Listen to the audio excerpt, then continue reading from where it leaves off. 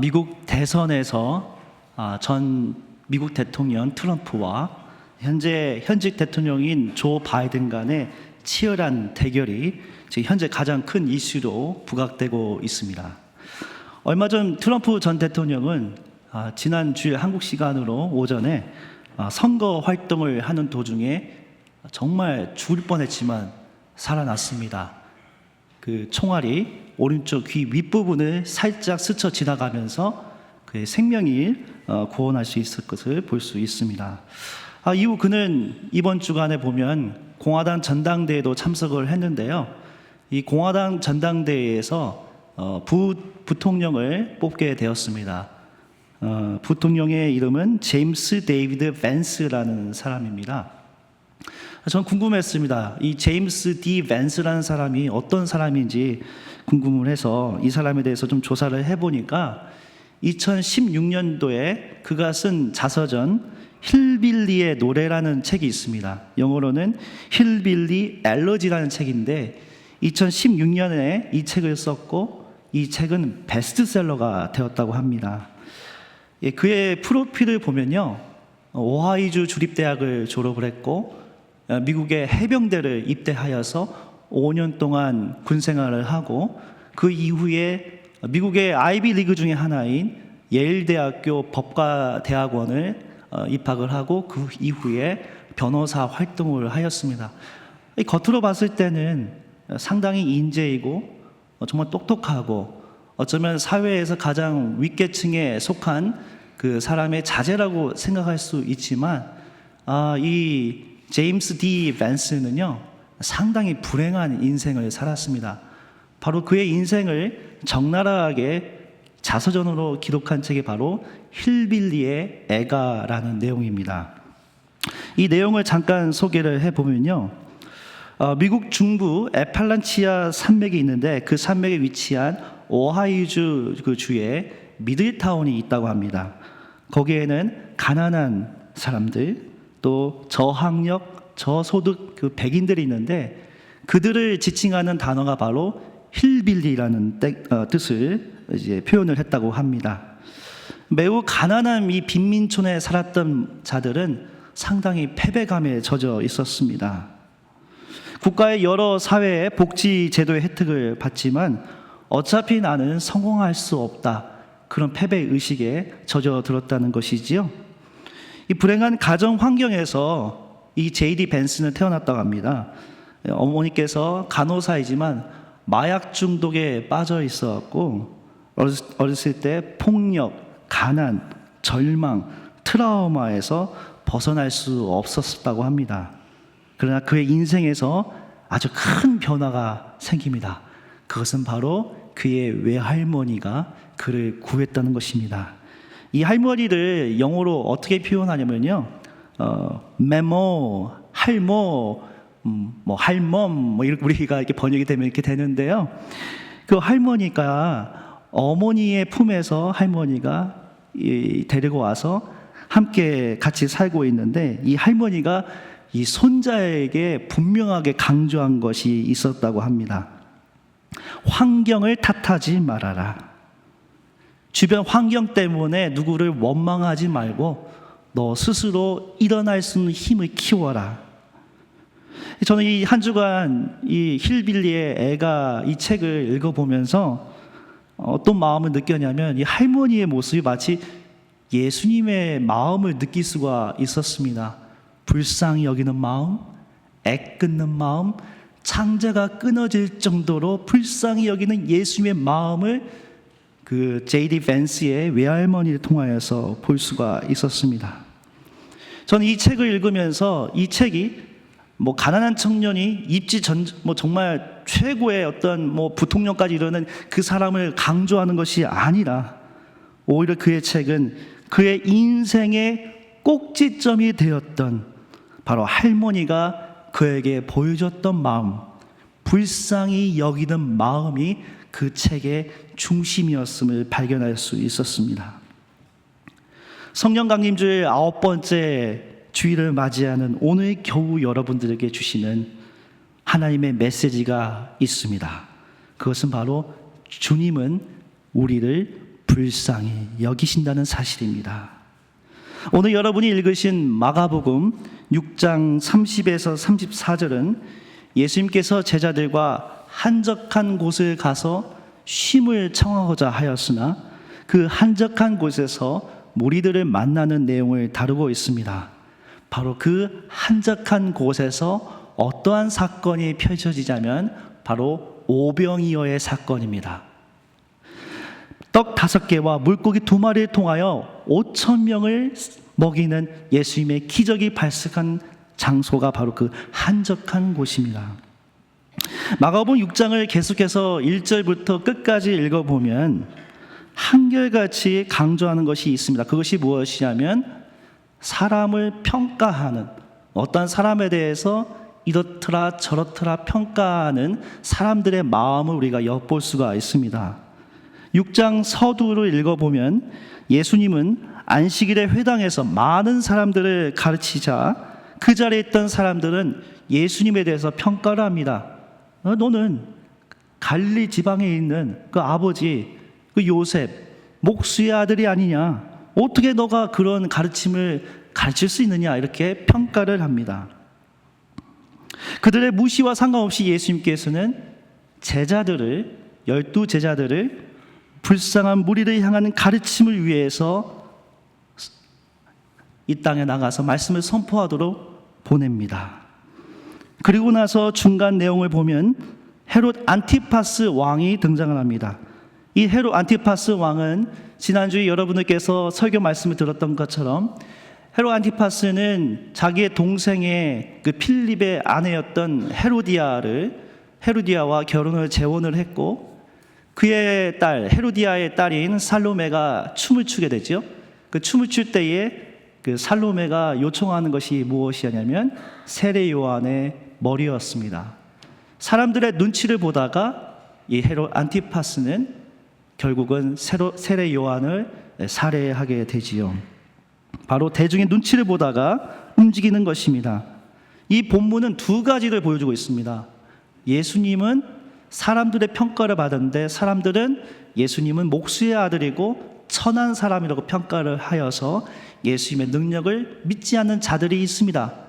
반면에 헤롯 안티파스는 사람들의 눈치를 보고 움직이는 자였습니다.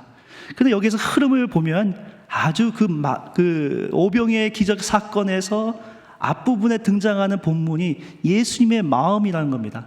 그 마음이 무엇이냐면 바로 무리를 불쌍히 여기신다는 마음입니다. 저는 오늘 말씀을 통하여서 예수님이 우리를 불쌍히 여기신다는 것이 무엇을 의미하는지, 그리고 오늘 우리에게 주신 하나님께서 교훈이 무엇인지 함께 2가지 메시지를 가지고 살펴보고자 합니다. 첫째로, 예수님은 우리를 광야와 같은 곳에서 하나님의 음성을 듣기를 원하십니다. 오늘 본문 30에서 34절에 앞서서 6장 7절에서 13절을 보면 앞서 말씀드린 대로 예수님의 명령을 따라서 제자들은 회개와 아픈 자의 병을 고치는 사명을 가지고 세상으로 나아갔습니다. 그런데 여러분, 그때 본문을 보면 제자들이라고 표현이 되어 있는데 30절 앞부분을 보면 제자가 아니고 뭘로 표현이 되어 있습니까? 바로 사도들로 표현이 되어 있습니다. 헬라어로 마세테스가 있는데 마세테스로 번역되는 것이 바로 제자입니다. 그런데 이 제자가 아니고 어떻게 표현이 되냐면 헬라어 아포스톨로스, 즉 사도로 불렸다는 겁니다.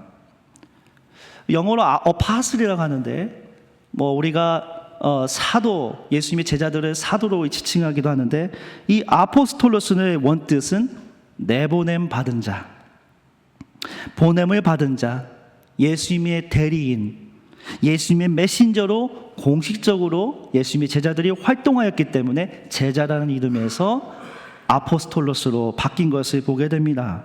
자, 그런데 이 땅에 가서 공식적으로 활동을 하게 되는데 31절을 말씀 보면 제자들의 상태가 정상적이지 않았습니다. 31절 읽어보겠습니다. 그때 예수께서 그들에게 말씀하셨다. 너희는 따로 외딴 곳으로 와서 좀 쉬어라. 거기에는 오고 가는 사람이 하도 많아서 음식을 먹을 겨를조차 없었기 때문이다. 31절에서 예수님에 의해 보냄받은 자들 사도들은 자신들의 사역에 열중하였기 때문에 음식을 먹을 수 없을 만큼 매우 지쳐 있었습니다. 그들에게 필요한 것은 진정한 휴식이었습니다. 사도들을 불쌍히 여기시는 주님은 그들이 지쳐 있는 것을 보시고 그들을 향해 휴식을 선포하면서 그들과 함께 어디로 가라고 하냐면 한적한 곳이라고 표현이 되어 있습니다. 그런데 여러분 31절과 32절을 같이 읽어보면 반복해서 2번 등장하는 단어가 있습니다. 한적한 곳. 이 한적한 곳이 과연 무엇일까요? 한국어 사전을 보면 한적하다는 것은 한가하고 조용하다. 예수님께서 제자들, 사도들이 너무 피곤하니까 정말 저 피서지 뭐 몰디브나 아니면 제주도에 가서 정말 편하게 한적하고 조용한 가서 쉬게 하겠다. 우리가 그렇게 생각할 수 있잖아요. 제가 그런데 헬라어의 이 본문을 읽으면서 깜짝 놀랐습니다. 이 한적한 곳은 헬라어로 에레모스입니다. 에레모스. 이 에레모스의 원뜻은 광야입니다.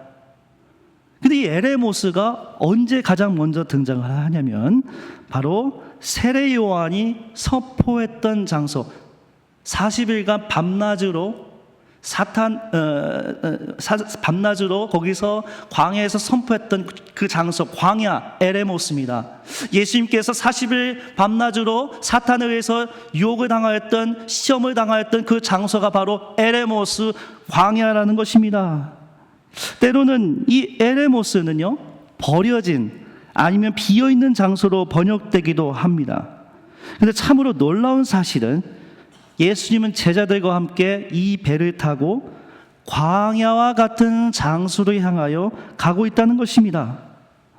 열심히 사역하여 정신없이 바쁘게 살았던 사도들에게 예수님이 말씀하신 것은 쉬고 휴식을 취할 수 있는 휴양지가 아니고 에레모스, 광야였습니다. 조용하고 버려진 곳과 같은 광야였습니다. 이 놀랍게도 이 광야라는 단어가 히브리어의 단어와 약간 좀 비슷한데요. 히브리어에 미드바르가 있습니다. 미드바르는 광야라는 뜻을 가지고 있는데요. 히브리어의 이 미는, 전치사 미는 뭐뭐로부터라는 뜻을 가지고 있고, 드바르는 말씀이라는 뜻을 가지고 있습니다. 그렇다면 이 미드바르는 그곳에서 말씀을 받는다는 겁니다. 즉 광야 같은 그곳, 버려진 곳, 우리는 한적한 곳으로 번역이 되어 있지만 에레모스, 미드바르, 바로 그곳에서 우리가 하나님의 샘솟는 말씀을 받을 수 있다는 것입니다. 저는 이 본문을 읽으면서 우리를 불쌍히 여기신 주님께서 우리를 향해 주시는 메시지라고 생각을 하였습니다. 한 주간도 교우 여러분들의 삶은 어떠하십니까?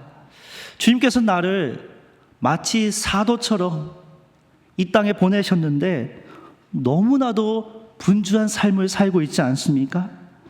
그분은 여러분이 잠시 하나님의 메시지를 들을 수 있는 에레모스, 광야 가서 조용히 하나님의 말씀을 듣고자 하기를 소망하시는데, 우리는 너무나도 많은 사람들에게 치여서 우리에게 주어진 일들이 너무 많아서 하나님의 음성을 듣지 못하는 경우를 발견하지 않습니까?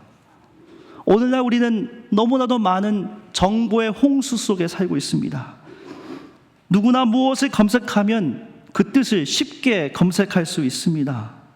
최근에 국내 유튜브 이용자 하루 평균 1시간 20분 정도 유튜브를 시청한다고 합니다. 또 유튜브에 나오는 이 정보가 아주 올바른 정보가 아닐 텐데 그 정보를 바탕으로 세상을 바라보기도 합니다. 그러나 이렇게 너무나도 많은 정보의 홍수 시대 속에서 진정 우리가 무엇을 할 수 있겠습니까? 바로 우리가 하나님의 음성을 듣는 에레모스, 그 광야 같은 그곳에서 하나님의 음성을 듣는 훈련이 필요할 것입니다. 마가복음 6장 3절에서 보시면 예수님의 고향 사람들은 하나님의 음성에 귀를 기울이기보다는 고정관념에 사로잡힌 자들이었습니다. 회당에서 예수님께서 말씀을 이야기하셨을 때에 그분의 말씀의 가르침을 듣기보다는 저 사람은 목수의 아들이니까 지적 능력이 떨어져, 어떻게 그가 그렇게 가르칠 수 있겠어, 그러면서 그들에게 주어진 환경에 의해 영향을 받는 자들이라는 것입니다.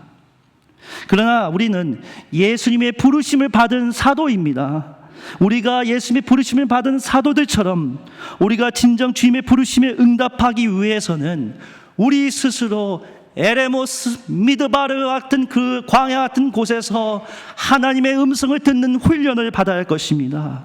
그곳에 가서 여러분과 하나님과 나 사이에 단둘이 친밀히 교제하는 그 시간을 통하여서 그 광야에서 여러분들은 스스로 고통을 인하여서 신음하는 장소일 수 있고 괴로운 장소일 수도 있습니다. 그러나 분명한 사실은 그 광야에서 하나님의 부르심, 하나님께서 여러분을 향한 사랑의 메시지를 들을 수 있다는 사실을 기억하기를 소망합니다.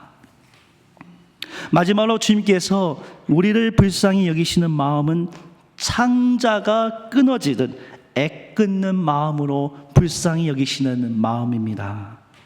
예수님께서 광야 같은 에레모스 장소로 가기 위해서 제자들과 배를 타고 이동을 하였습니다. 그런데 이때 예수님께서는 많은 사람들이 그들이 도착하기 전에 먼저 도보로 달려온 것을 목격하였습니다. 33절, 34절 말씀을 읽겠습니다. 그런데 많은 사람이 이것을 보고 그들인 줄 알고 여러 마을에서 발걸음을 재촉하여 그곳으로 함께 달려가서 그들보다 먼저 그곳에 이르렀다. 예수께서 배에서 내려서 큰 무리를 보시고 그들이 마치 목자 없는 양과 같으므로 그들을 불쌍히 여기셨다. 그래서 그들에게 여러 가지로 가르치기 시작하셨다. 저는 이 33절 말씀을 한번 상상을 했습니다.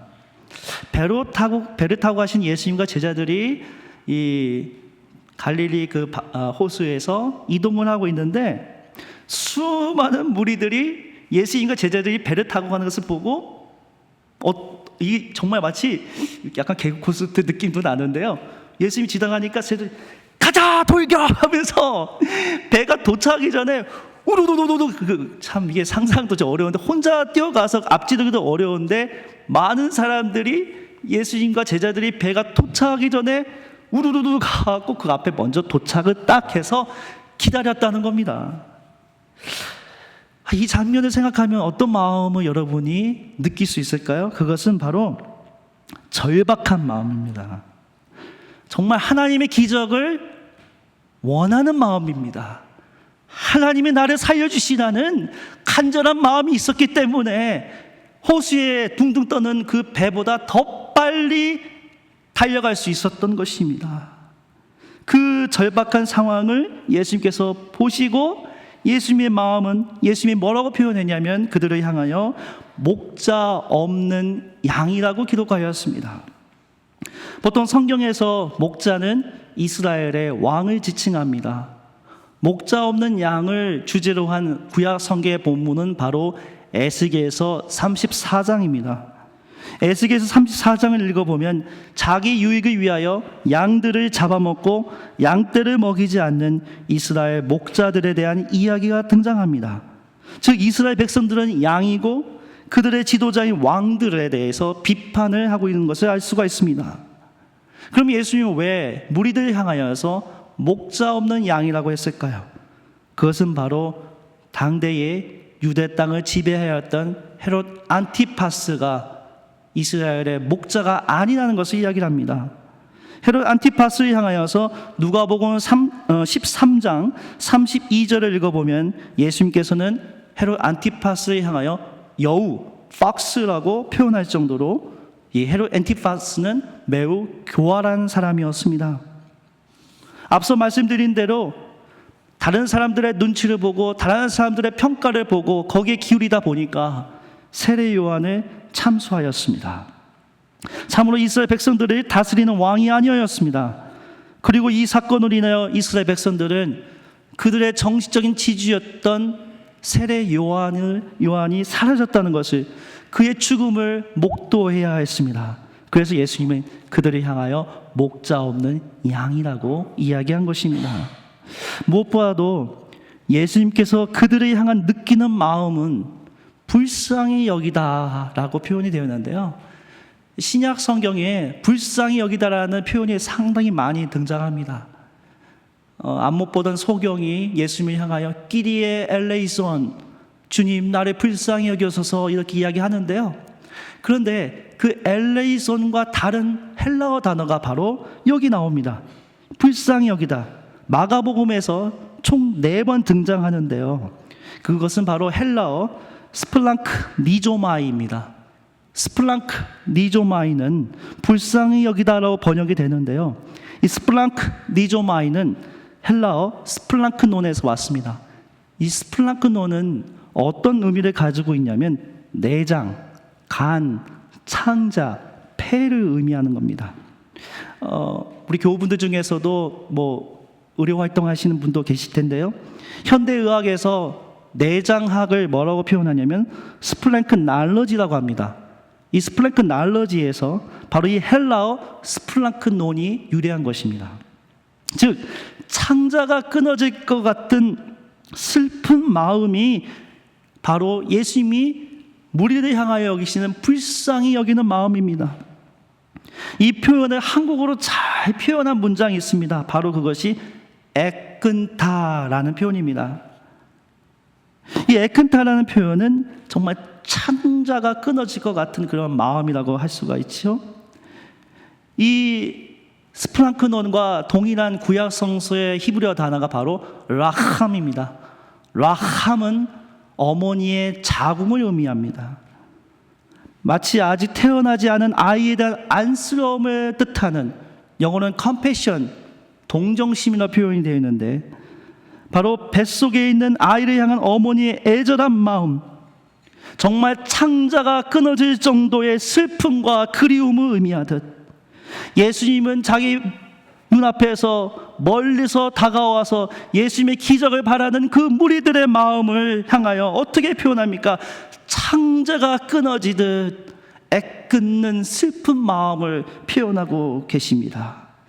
불쌍히 여기시는 주님, 창자가 끊어지듯 애끓는 슬픔을 가지고 우리 주님은 여러분을 바라보고 계십니다. 교우 여러분, 혹시 목자 없는 양처럼 살고 계십니까?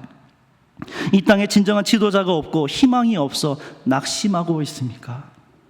나의 개인적인 육체의 아픔으로 인하여서 온전히 치유받지 못하여서 괴로워하고 계십니까? 그렇다면 주님이 나를 향하여 창자가 끊어지듯 애끓는 마음을 가지고 불쌍히 여김을 기억하기를 소망합니다. 제가 재미있게 보는 프로그램이 있습니다. 그것은 바로 배우 김영철의 동네 한바퀴입니다. 지금은 김영철이 이제 내려놓으셨는데요.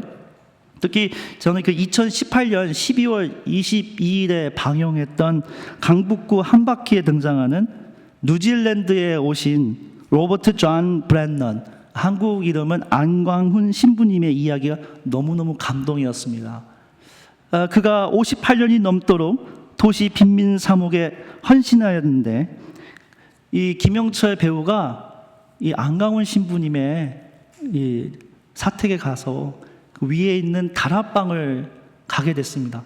다락방을 혼자 올라가는데 너무 깜짝 놀랐습니다. 왜냐하면 그 다락방에 뭐가 있냐면 노란 봉투에 김, 스팸, 라면을 하나하나 정성껏 다 묶어놓은 곳입니다. 그 현장을 본 순간 배우 김영철이 엉엉 울더라고요. 겉으로 봤을 때 정말 하잘 것 없는 것처럼 보이지만 이 신부님이 왜 그것을 모아두냐면 홀로 사는 독거 노인들을 위하여서 다락방에 가득 이 노란 봉투에 김, 스팸, 이 라면을 모았던 것입니다. 저도 배우 김영철이 정말 부둥켜 엉엉 우는데 그 마음이 마치 어떻게 느껴지냐면 예수님의 마음이 느껴졌습니다. 이 창자가 끊어졌던 마음, 슬픈 마음, 애통하는 마음, 불쌍히 여기는 마음, 그 마음을 느낄 수 있었습니다. 그 불쌍히 여기시는 그 마음을 이 안강호 신부님이 독거 노인들을 향할 마음이 있을 때 그 마음이 이 배우 김영철에게까지 전달이 된 것을 볼 수 있었습니다. 불쌍히 여기시는 예수의 마음은 우리 언더우드 선교사님의 마음에서도 찾아볼 수가 있습니다. 그가 민족 지도자였던 고아 출신 김규식을 향한 마음에서도 찾을 수가 있습니다. 1885년 4월 부활주일에 한적한 곳, 광야 같은 에레모스, 미드바라 같은 이 땅에 조선에 와서 복음을 선포하다가 1886년 5월에 고아원을 설립을 하였습니다. 그 당시에 병갑이라는 4살짜리 아이가 왔는데요. 이 아이의 아버지는 어렸을 때에 정치적인 이유로 인하여서 죽음을 이르게 되었고, 그의 어머니 또한 어렸을 때 사망을 하였다고 합니다. 아이가 너무 아픈데 4살짜리가 어디를 가지 못하여서 헤매고 있을 때에 언더우드 선교사님이 직접 그 아이를 불쌍히 여기는 마음을 가지고 애끓는 마음을 가지고 그 아이를 보살폈습니다. 그래서 이 아이는 죽음의 위기에서 벗어날 수 있었다고 합니다. 후에 이 아이는 놀라울 정도로 영어를 엄청 잘했다고 합니다. 그래서 서재필과 언더우드의 도움으로 1904년 프린스턴 대학에서 당시에 석사 학위를 마치고 귀국을 하였고, 1919년도에 파리 강화 회의에서 한국 대표로 참가해서 임시정부에 탄원서를 제출하는 등 민족 독립을 위해 앞장선 사람이다. 4살짜리 병가비가 영어를 하면서 언더우드의 보살핌을 통하여서 민족 대표가 될 수 있었던 것입니다. 언더우드 선교사님은 창자가 끊어지는 마음으로 김규식을 불쌍히 여기고 그를 키웠던 것입니다. 교회 여러분, 주님께서 여러분을 부르십니다. 그리고 여러분은 그 부르심에 따라서 한적한 곳, 에레모스, 미드바르, 광야 같은 곳에서 주님의 음성을 들을 수 있을 것입니다. 때로는 나를 보내신 주님, 나를 사도처럼 보내신 주님께서 나를 왜 이 어두운 시대에 목자 없는 양처럼 괴로워하게 만들었을까, 그렇게 고민할지 모릅니다. 그러나 우리가 반드시 기억해야 할 것이 있습니다. 그것은 지금도 우리 주님께서는 살아 역사하셔서 우리를 창자를 끊어지는 마음으로, 애끄는 마음으로 우리를 불쌍히 여기신다는 점입니다. 주님께서 우리의 아픔을 아시고 우리를 친히 치료해 주십니다. 불쌍히 여기신 주님께서 여러분의 삶에 평안함과 안식을 주시기를 간절히 소망합니다. 우리 오늘 말씀을 생각하면서 잠시 조용히 묵상하며 기도하겠습니다.